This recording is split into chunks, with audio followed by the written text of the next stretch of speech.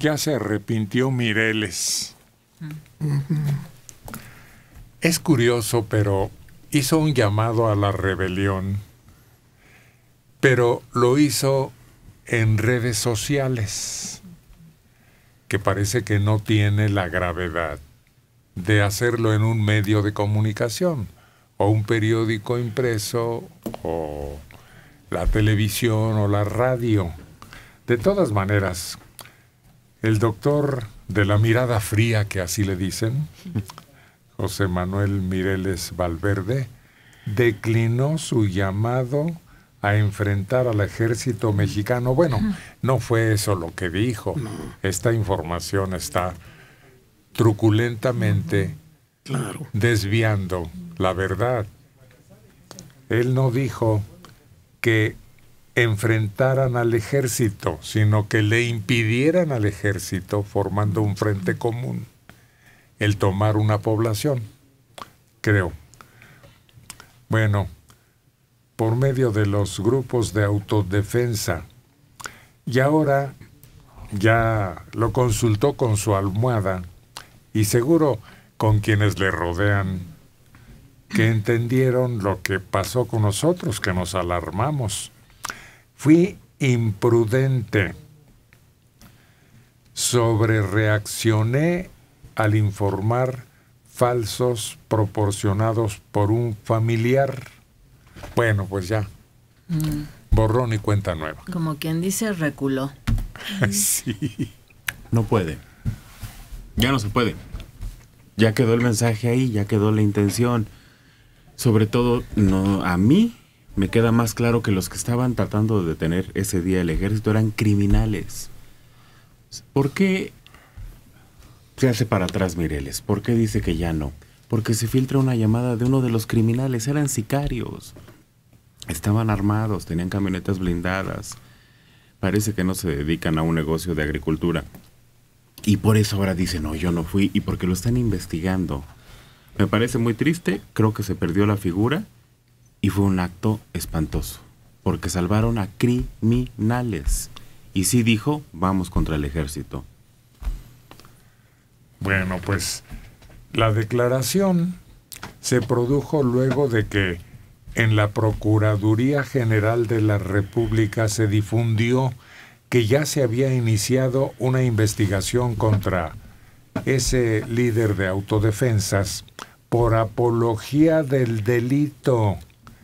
Existe en las leyes. En caso de avanzar las investigaciones y comprobarse una conducta delictiva, podría regresar a la cárcel, pues goza de libertad condicional. Hay que recordar que a él, para que le dieran la libertad, también se le hicieron varias advertencias. Una era que no se acercara a ciertas personas. Por ahí creo que está en esa lista Alfredo Castillo, que era su dolor de cabeza uno del otro, o sea, en ambos sentidos eran dolores de cabeza. Y salió con ciertas restricciones, no salió así tan fácil. Entonces, él es un personaje que está en la mira. Cualquier movimiento, decisión que tome, está en una vitrina que todo mundo puede ver. Y además, él también tiene un pasado que no fue muy claro, en donde se sospechaba que él, siendo una figura de autodefensa, también incluía en sus filas a personas de los cárteles que estaban teniendo acción en Michoacán. Y yo creo que fue la peor decisión el después de haber metido la pata echarse para atrás, porque ya había cometido la reincidencia en su delito, o sea, ya había dado la causa para que le quiten la libertad, y el desdecirse no evita esa causa de que lo puedan meter a la cárcel otra vez. Es que le pasa algo mucho peor de todo lo que estábamos diciendo.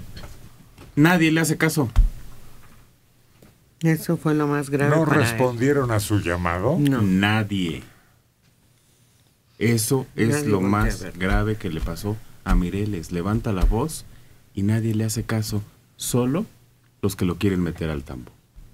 Con el antecedente que hay de que la misma autoridad en su momento va y arma grupos que después voltean bandera al pueblo y se convierten en criminales, es como muchos entienden la petición de llamado de Mireles.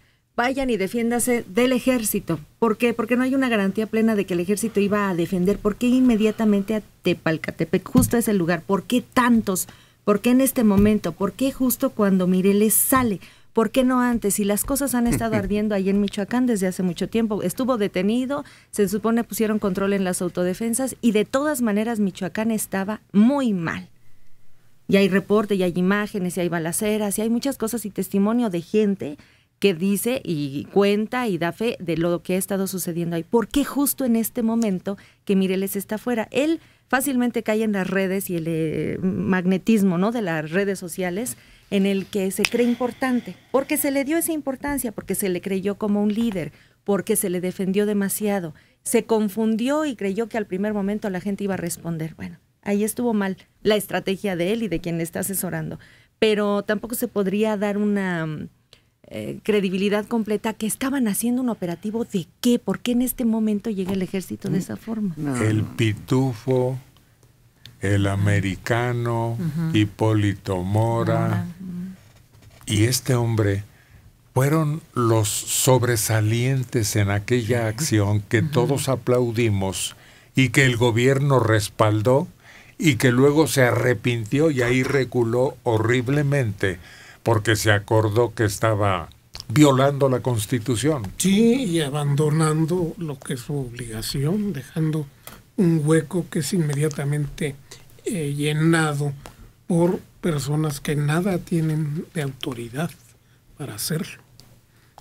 Es una etapa muy interesante la que propiciaron tanto la familia michoacana como los que se opusieron levantando su arma, no solo la mano. Ahora hay lugares en Michoacán y en Guerrero que parecen volcanes activos, que en cualquier momento pueden activarse violentamente.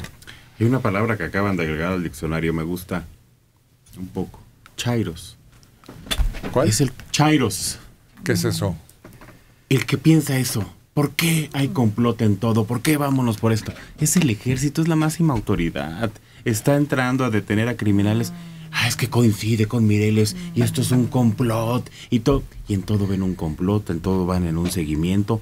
Todo es culpa de Peña Nieto. ¿Qué es chairos, pues? Esos fanáticos. Los que creen todo. Ay, no.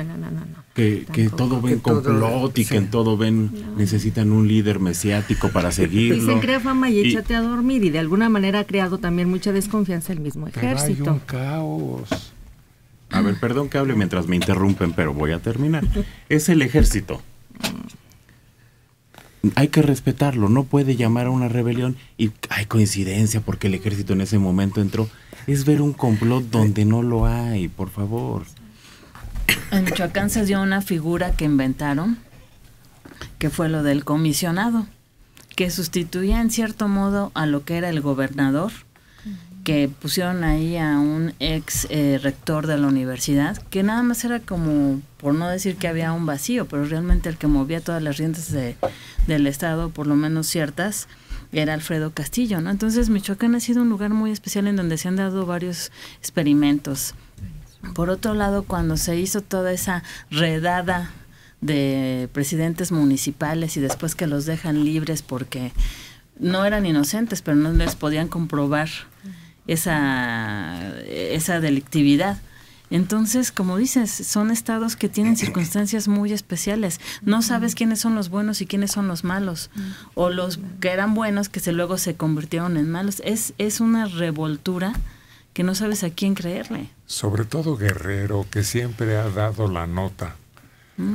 Ahí es el único estado en donde se ha derrocado a varios gobernadores. Los gobernadores desaparecían los poderes habitualmente en el estado de Guerrero. Ya no se puede porque ya no tiene la mayoría necesaria el presidente para lograr una desaparición de poderes en ningún estado. Pero el estado de Michoacán es muy especial en el hecho de que han surgido movimientos delictivos sectarios. Es decir, que van más allá del simple control de las actividades delictivas, sí, y tratan de controlar la vida personal, el pensamiento, hasta la religión de las personas. Entonces es muy peligroso eso. Y claro, el ejército se las ha visto muy duras para controlarlo. En Michoacán está Cherán, que es un lugar que empezó a tener una especie de autogobierno. Les ha funcionado porque pasaron por muchas cosas negras. Está Cherán y está la Nueva Jerusalén, que en cuestión de religión también otra cosa. Pero esa es otra cosa. Pero Cherán llama la atención porque es Shangri-La. Ahí nadie entra. La población se fortaleció y prácticamente tiene cerrada cualquier entrada de nadie más que ellos que saben lo que les conviene. Es decir, hay una cosa que todos debemos de aceptar. Los poderes centralizados ya no son eficientes para combatir el crimen. ¿Cuál es la otra solución? Empoderar a los municipios. Desgraciadamente, se empoderaron grupos de poder como las autodefensas que no están legalmente constituidos, pero el municipio sí lo está.